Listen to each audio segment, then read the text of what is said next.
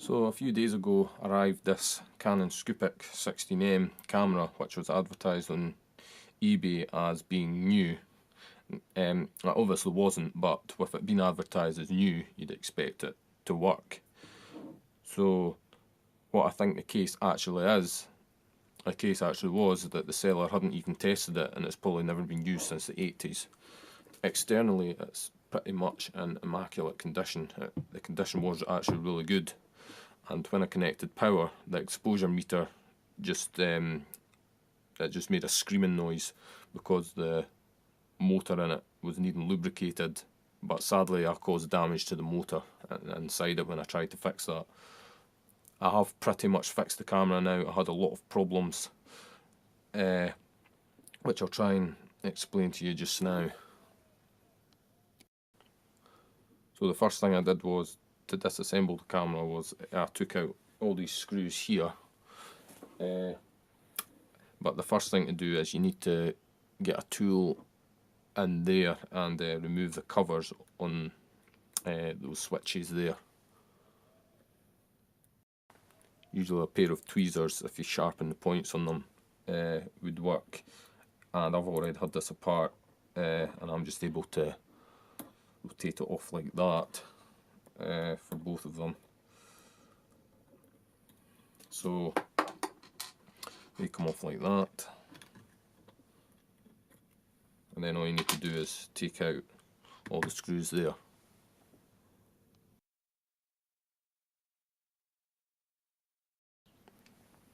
So with all those screws out, this can now come off like that. So everything was in severe need of lubrication. The old grease inside this had pretty much dried out and it wasn't running too good. So what I had to do was mark each of these wires with a pen. I only need to mark the ones on the top because I then used a picture to mark the bottom. So what you then had to do was take out 2 screws there. Once you desoldered the wires, the top board would come out, then the bottom one, and then you'd move the wires to the side, and then you'd have to undo all the screws on this plate and those as well, and take that whole plate out, and then you'd be able to get into all the mechanisms to lubricate them. Removing the motor is reasonably easy as well. To get to the motor, you'd have to take out a screw there, and a screw there, which is just behind that frame rate and film speed selector.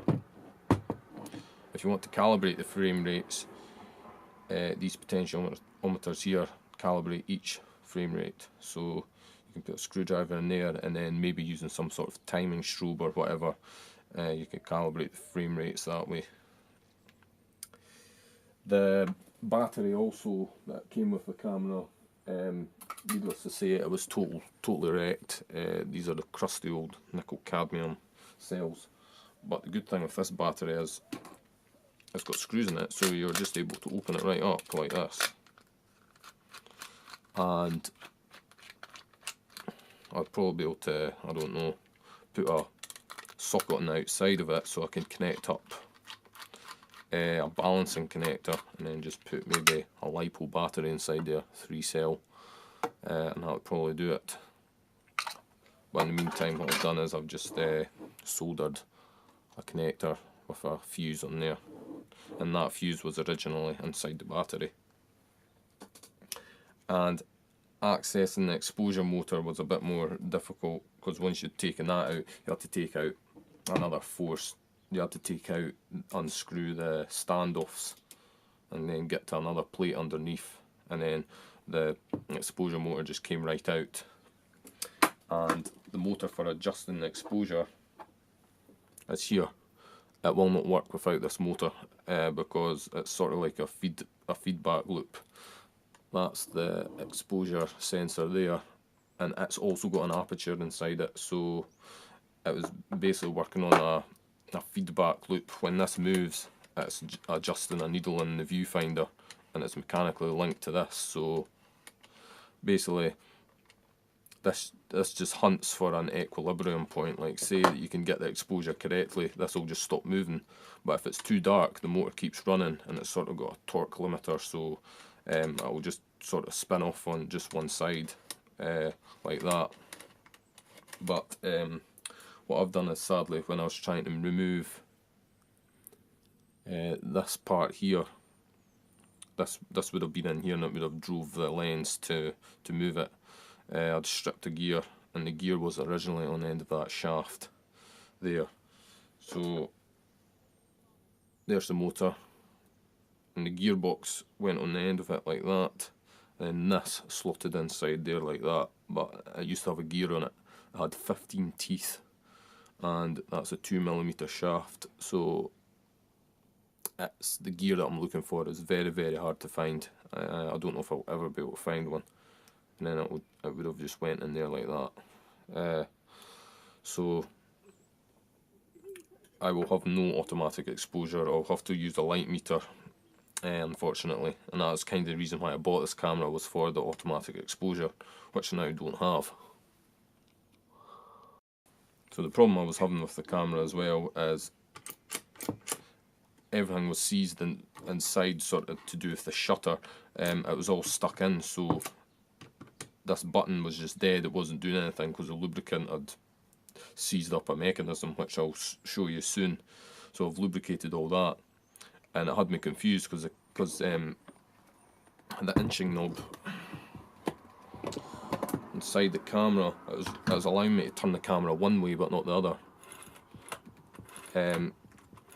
But when I press in the shutter, you can turn it both ways. But I'll take off this cover and show you what the problem was.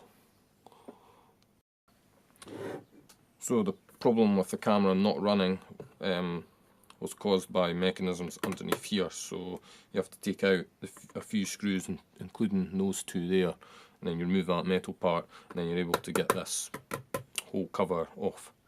I've still got a problem with the take-up torque being too high, and it's causing the camera to slow down, so I'll need to sort that too.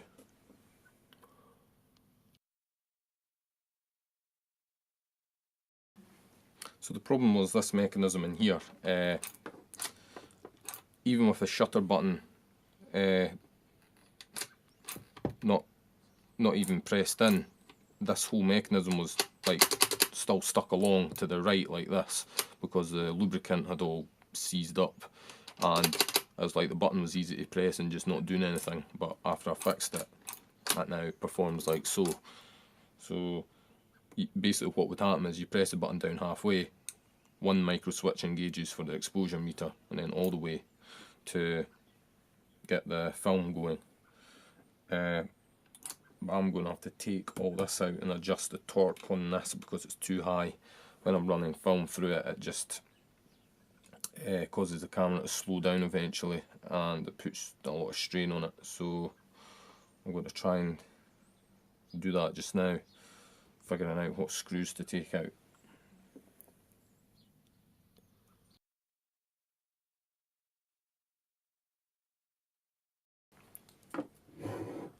Well, now that's all those screws removed, so the whole thing might just lift out.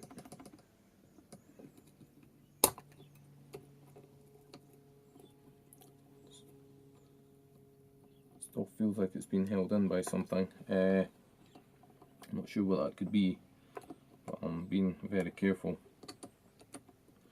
So I'll stop the video just now and try and find out what's holding that in. That's what's holding it in. I think it's a screw on the end of this, although I may be able to get it out just by removing this side of it. I'm not sure.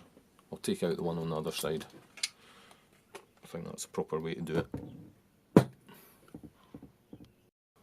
Okay, so it came out, so that should come off like that. There we go, that's off now.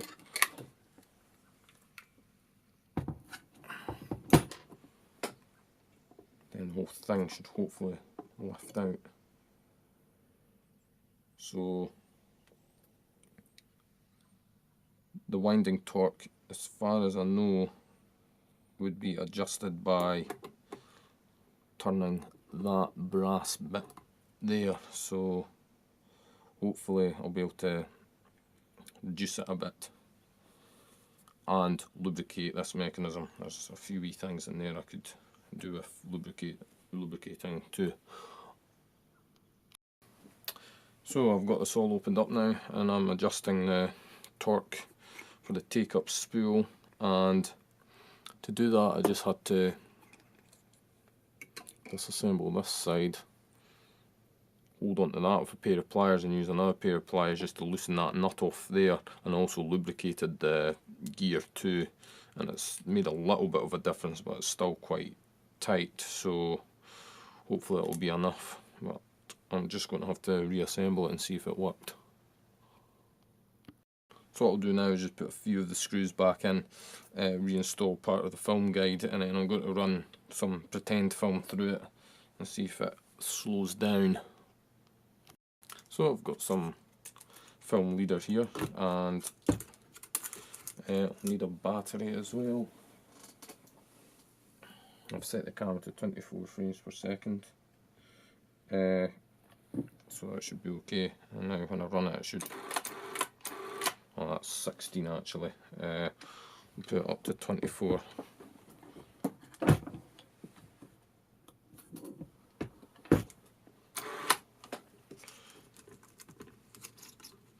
So we'll thread this through and see what happens.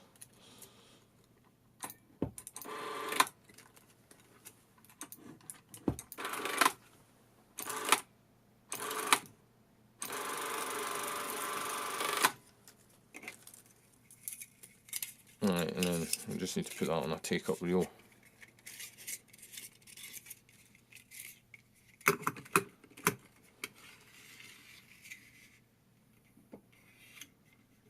So, it should work now.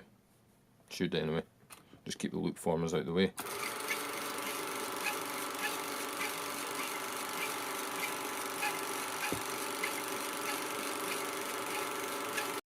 So we're nearing the end of the reel now, so let's have a listen.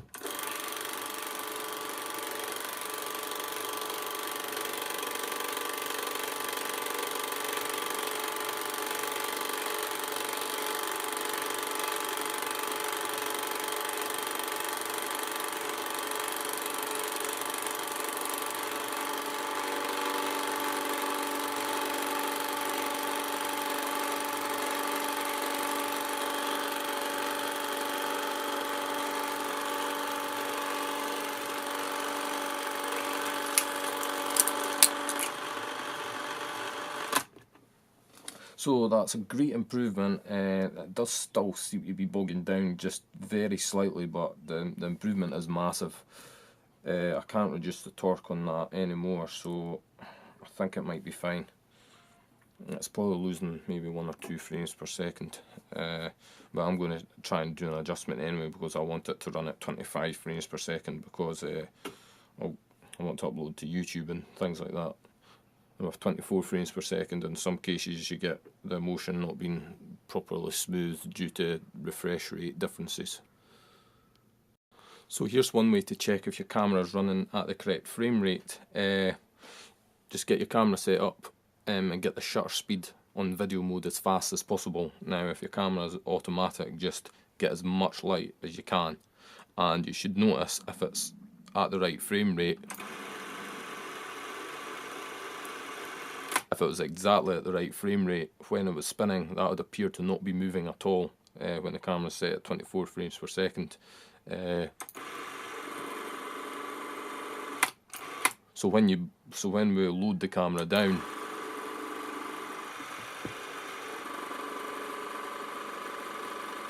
as you can see, it appears to be running at exactly 24 frames per second, but we can try that again with running film through it. I suppose you could do the same with a timing strobe. If you could get a strobe to flash 24 times a second, and then if it stays perfectly still, the pull down claw, then that means that it's set properly. So the camera's now got film in it, so we'll see how it performs frame rate wise with the film.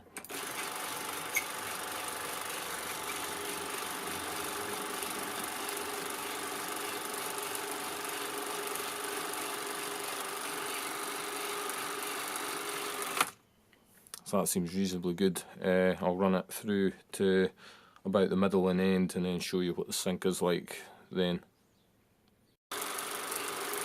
So I'm observing it a bit now, and it seems to go in and out of sync. It's running at exactly 24 frames per second just now.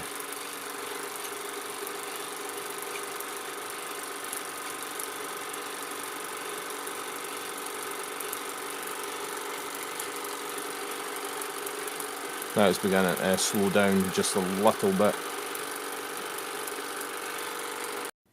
So nearing the end of the spool again, it seems to be struggling a bit for sync.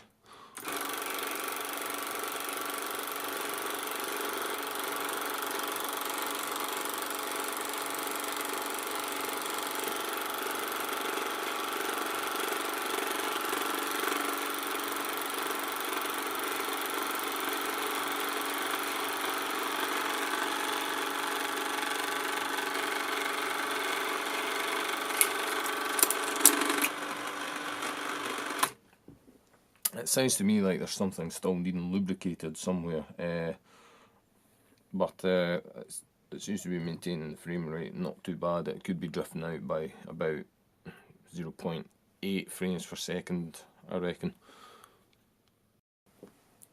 Well then, that's me lubricated what I can, but it still seems to run rough.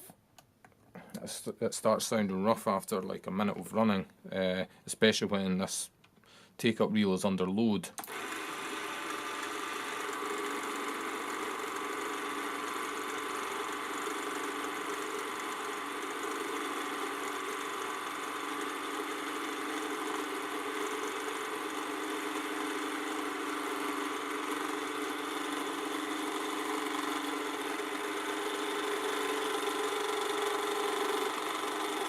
So as you can hear, it gradually sounds rougher and rougher, so I think there's somewhere that's missing the lubrication, which unfortunately may require the camera being stripped down again.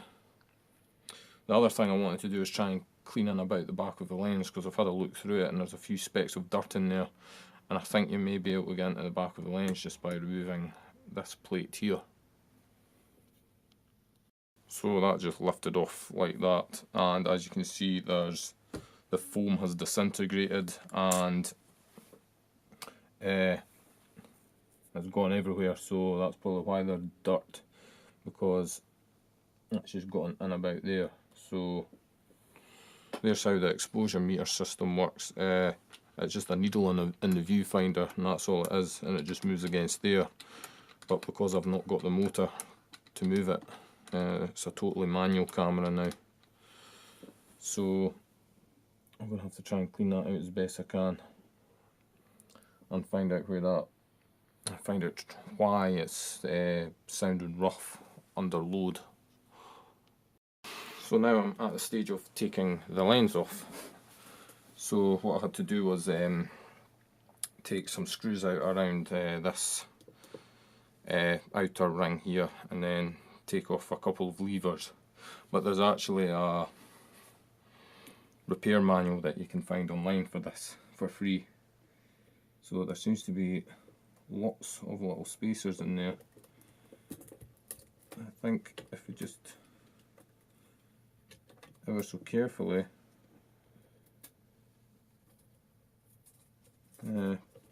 pull it, it might come out. There we go, and that's the whole lens. So I intend to clean the back element and then clean the beam splitter, the light splitter inside, clean the front of that as well somehow. Oh, there's actually not, it just goes straight to a piece of glass, so I'll clean that and see if I can lubricate anything at all from the front here. I seriously doubt it, but I'll see what I can do. I also stopped down the lens to as much as it could go, and also I've stopped that down as much as it could go as well, so when I put it back together it's all in the right position. Okay, so now I'm trying to remove a part here. I think I might be able to, because I want to try and get into the prism and clean it, because I can see specks of dust inside and I want all of those out. I want the clearest picture possible, and these screws are really not for coming out. I need to put a lot of force on them, but I'll try and remove those and see if this comes off. Yeah, so that part actually doesn't come out. Those 4 screws are for something else. So I think there's 2 screws there, so I'm going to try and take out the prism and see if I can clean it. Now, be very careful, because underneath this there's like several extremely thin washers, and I think those are focusing shims, so they would try, so it's just so they can get the image on the film in focus and the image on the viewfinder. So as soon as you lift this off, yeah, you can see them, the little shims there. There's quite a few of them, but from there I can't see any way to remove the prism, so I'm not going to get at it that way.